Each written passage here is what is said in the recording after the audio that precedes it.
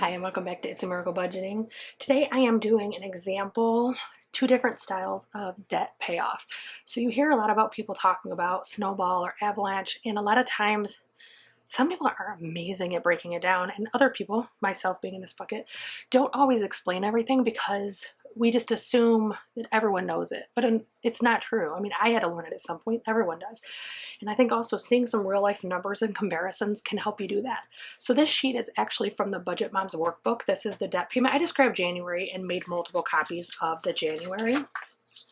So we can go through a couple different options and see what would work. So if you are new to my channel, I am a cash budgeter. I do use cash rewards with my credit cards. So I will use my credit cards instead of cash to get those rewards, but I always pay it off at the end of the month.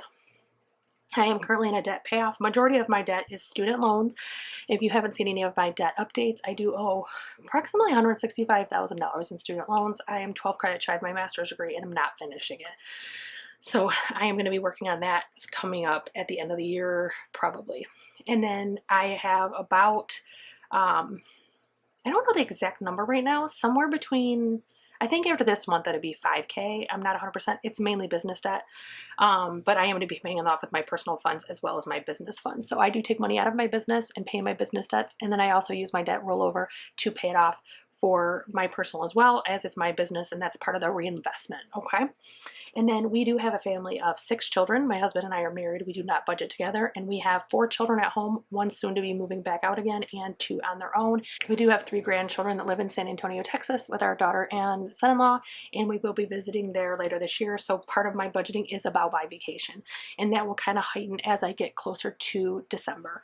So before I get started on writing this out, I do want to say this is an awkward angle for me as a lefty, so you may see me turn and try to maneuver and get things going, and my handwriting may not be perfect, but this is the setup that kind of works the best for this. So I'm going to try it. If it doesn't work, then we'll change it in the future.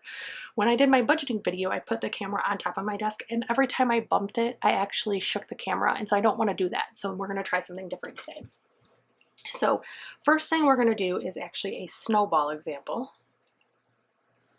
Snowball is probably the easiest to explain, easiest to understand, the easiest to do. It's probably just literally off the cuff. Without knowing much, you can do it very easily. Snowball is when you take all of your debts and you list them in order of lowest balance to highest balance. Then you take your snowball amount, which is anything you can spare, whether it be from side hustle, over and above, after you've saved and paid your debt, whatever's left. It's every person's budget is a little bit different. So it's really important that when you figure out your snowball, you figure out what can work. Now, me personally, some people figure out an amount that they can do every single payday, they do that amount. That's whether it be 300, 500, whatever it is. And then as they pay off debts, they'll add those minimum payments into it.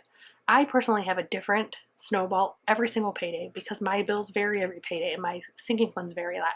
So it is okay for it to vary. It doesn't always have to be the same amount. So to get started with snowball, what you would do is we're going to say, and actually I'm going to just pick some creditors. We're going to say Express, that's a store credit card, let's say. We have a Target.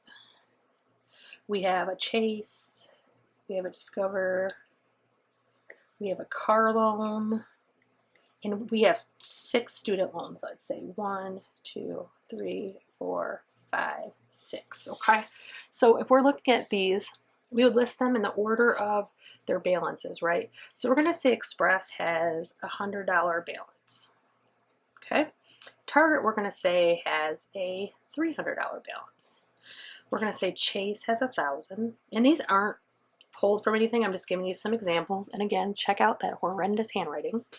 Discover, we're going to say, I'm going to turn this while I do this for a second, guys. 5,000. And the student loan, or the car loan, is 15, which I guess actually the car loan should have been below. But, and then we're going to say each student loan is 5,000, 6,000, and I'm putting extra zeros on here for no reason. 8,000, 12,000, 15,000, and 20,000. When you get into the master's program, it's 20,000 per semester, so it is okay. Not okay. It is possible to have $20,000 student loans. So if we look at this now that I've gotten it straightened and written out, so for Snowball Method, you would fill in your interest rates and we would fill in our minimums. So I'm going to go throw some minimums in really quick. Express, we're going to say is 30. Target's 30, Chase is 50, Discover is 65, car loan we're gonna say is 295, and then the student loans we're gonna say is, we're just gonna do 100 each just to make it easy, simple numbers. We all know student loans rarely are only $100, but just for this example we're gonna do that, okay? So in the snowball method, and again we're gonna talk about the Avalanche in just a moment, because I think that for myself, I actually mix and do a little bit of both, and I find that to be most successful. But some people find snowball is the only thing that they find success with. Some people find that the Avalanche is the way they do, and some people, none of these methods work for, and they find their own system. And you see this every day in YouTube videos where people are kind of blending and melding and forming their own debt repayment systems, and it's honestly really inspiring when I see that. So for snowball, you would figure out your snowball method. So let's say we have $300 for our snowball, okay? That's how much we have every single month. We can contribute $300. So month one, we'd pay off that $100, right? So that $30 that's your minimum payment, that would actually move into this. So this would become $330. And we'd put the other target, the other balance on Target. So Target would have 100 left, right? So we're going to cross this off and make this 100 because we paid off that amount. So now we go to month two. We have 330. So we're going to put 100 on that, and we're going to pay off the Target, and we're going to take Target's 30 and make this 360 next month. And if this doesn't make sense, let me know, because what it is you're taking all your minimums that previously were being paid on cards. When that card is paid off, you roll that minimum into your snowball payment, and then your snowball is constantly growing and constantly getting bigger. So then the next month, or the rest of that month, you had 330, so you had 230 to put on your $1,000. So if we take $1,000 minus 230, we are left with 770. So we have 770 left at Chase.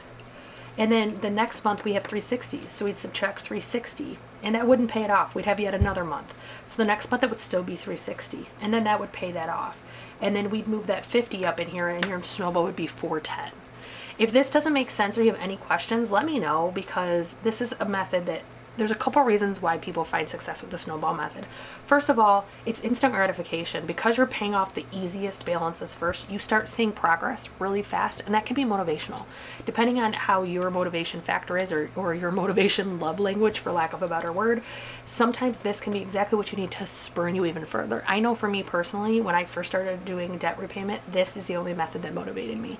When I had to work too hard at a debt, it'd make me get distracted and I would just have issues. Now that I've been doing it for almost 2 years, it's a huge difference. But when I first started, this was a key to my success. So I'm gonna go ahead and copy these over really quick, but I'm gonna copy them a little bit different. I'm gonna do it off camera, and I'll come back on in just a moment. Okay, here we go. So if I put both of these, let's see if I can get them both in frame. Challenging. Okay, so with both of these, so if we look at the snowball, we had them in the order of the balances, right? And I went up to down. So over here I did, actually it's by the interest rates. So the lowest interest rate I put at the top. Now you could do this reverse, it's up to you. This is just how I did it today. So the Chase has a 0 interest rate. The student loans until September, if they're federal student loans, have a 0 interest rate. And then car loans 3.9, Discover's 12, Express, Target are 28 and 29%. So with the Avalanche, and I'm just gonna put an AV here so we know which one's which. So the Avalanche method, you would start with these high interest rates first. So Target has 300, you would pay that off first. And then again, you'd move that 30 into your snowball payment. So we go back to, again, we had 300. That first month, Target would be paid off, and this would become 330. Then the next month, you would pay off the Express and then put some on the Discover. Now, if you look, the Discover is 5K, but that is the next one. So it actually, you would be paying on this for a long time at 330. And this is where the snowball can become very useful, is it actually has that amount, is $5,000 is the debt on it. 330 per month is going to take a very long time to pay it back. Now, you can add more to it by cutting expenses, or having a side hustle, or starting a business, or babysitting, or whatever it is. And that is one of the recommendations of pretty much any debt person. They tell you to get a side hustle to increase your snowball payment. But my point is think of how long that success would take to show this paid off. It would take over a year, more or less. So actually it would take over a year. Let's see how long that would take actually. So 5,000 divided by 330. Yeah, 15 months it would take to pay that off. So you would have 2 immediate successes, and then it would take you 15 months before you paid another one off. The other point I'll make is while I have these in this order, usually people do not go to car loan or student loans next. They would go to Chase next, even though it's not in that order, because it's to pay off the consumer debt first, and then the car loan, then the student loans. Now, because they all have zero, that's kind of a moot point for the student loans and Chase. It's all zero interest, and the car loan is a very reasonable interest. But my point is usually people don't pay student loans off prior to their credit cards. So just food for thought. So that is 2 methods. If you use a debt repayment method, what do you use? What do you recommend? What did you find worked for you? I mix and match these. Some months I do a total snowball. This month I'm doing a snowball, doing all the small payments and paying them off because they're all within a reasonable amount to pay off this month. But other times when I have a big one or I have a really high interest that maybe I didn't want to put a balance on, but because of an emergency it has a balance, then I'll do Avalanche. I think there's nothing wrong with doing what works for you and kind of mixing and matching. I would love to hear your thoughts if you wouldn't mind posting down below. And if you've made this far, I hope you will post the favorite smiley of the week. What is your mood? Did you have good news? Show me a smiley that represents you. And I always say, don't explain it, just put the smiley, because people that don't make it to the end of the video have no idea why you're commenting it, and it honestly is kind of cool because it's like our little secret. It's like our inside joke. So if you've made it this far, I hope that you will like, share, subscribe. Make sure you ring that bell for notifications because I do not post on the same time at the same day every week. So you will miss videos if you don't update your notifications to all. And wherever you are, whatever you're doing, I'm hoping you and your budget are doing great. Talk to you soon, guys.